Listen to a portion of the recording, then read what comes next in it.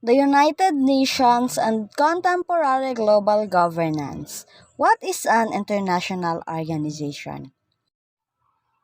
International organization, also known as an international institution or intergovernmental organization, is a stable set of norms and rules meant to govern the behavior of states and the other actors in the international system.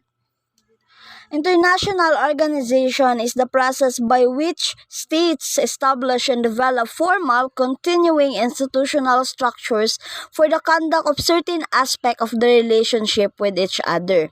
It represents a reaction to the extreme decentralization of the traditional system of international relation in an effort by statesmen to adapt the mechanics of that system to the requirements posed by the constantly increasing complexity of the interdependence of states. Particular international organization may be regarded as manifestation of the organizing process on the international level.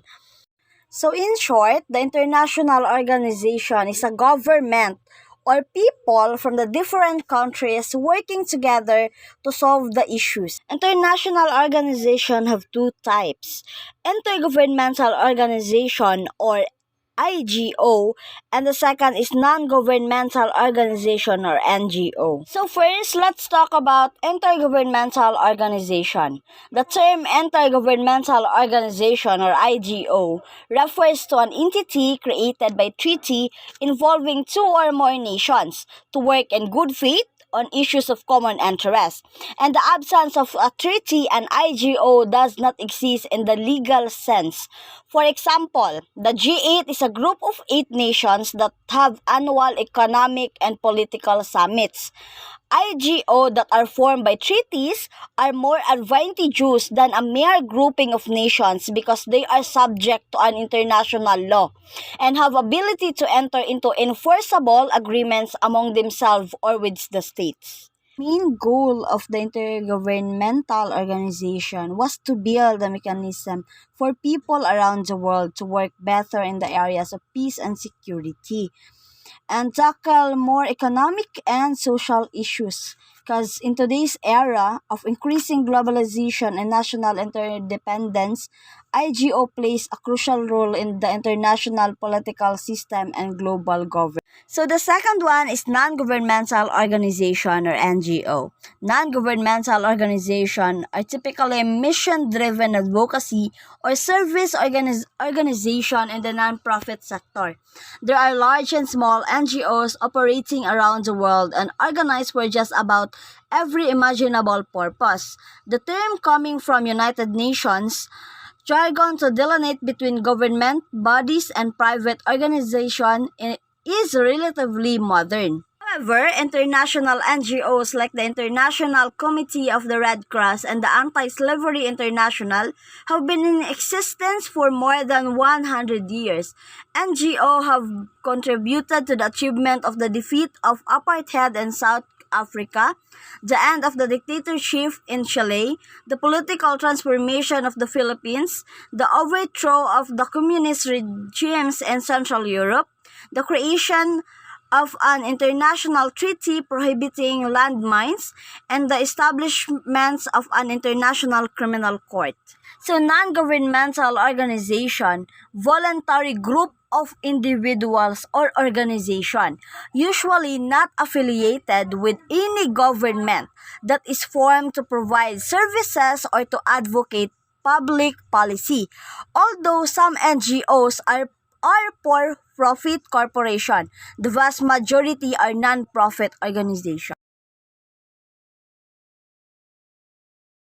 General information. The United Nations is an organization that helps maintain world peace. The United Nations was first used by Franklin D. Roosevelt, then the President of the United States of America. Formation of the United Nations. You might have known that the Second World War was caused large-scale destruction. The countries prayed for the world peace.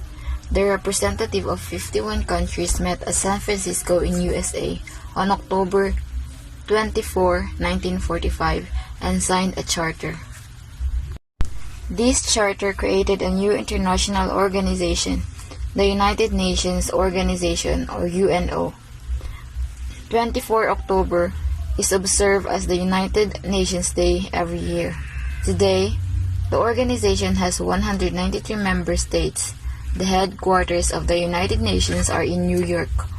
The Secretary General is the Chief Administrative Officer of the United Nations. The objectives of United Nations are to promote peace, to promote cooperation, and to promote human rights. The United Nations does not frame laws, nor does it impose taxes. It is a platform where issues are discussed and solutions are worked out. Any countries that is committed to peace and accept the goals of United Nations Charter can become its member. The organization strives to make the world safe for the present and future generation. Organs of United Nations. General Assembly is the main organ of United Nations.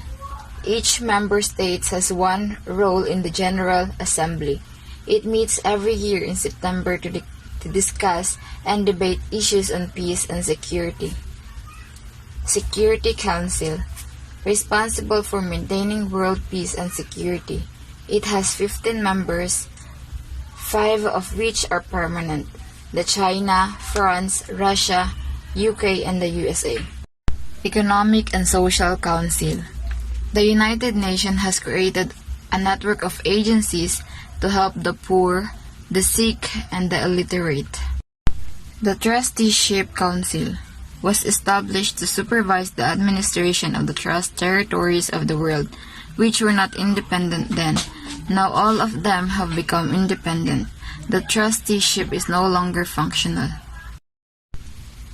Secretariat carries out the day-to-day work of the United Nations. It also looks after the policies and the programs laid down by the other organs of United Nations. The Secretary General is the head of the Secretariat. International Court of Justice is the principal judicial organ of the United Nations. It settles disputes between countries and advises member states on matters of international law. The court has 15 judges. The judges are elected for terms of 9 years. The headquarters are at The Hague in the Netherlands. The United Nations Educational, Scientific, and Cultural Organization, or UNESCO,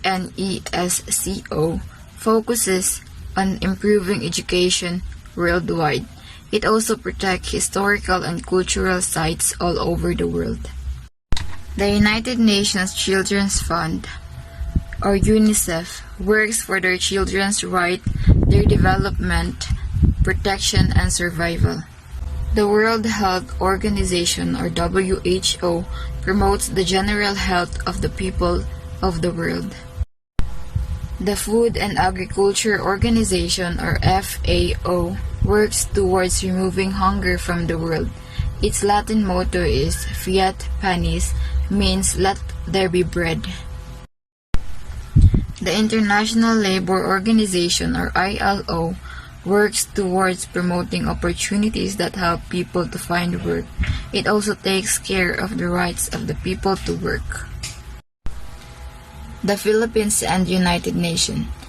The Republic of the Philippines and the United Nations have been affiliated since the conception of the organization. The Commonwealth of the Philippines was one of the signatories of 1942 United Nations Declaration. The Philippines consistently send peacekeepers to the United Nations. The United Nations are also staffed by a large percentage of Filipinos. At the same time, the United Nations provides the Philippines with assistance in the event of calamities and help the country raise funds for various cases.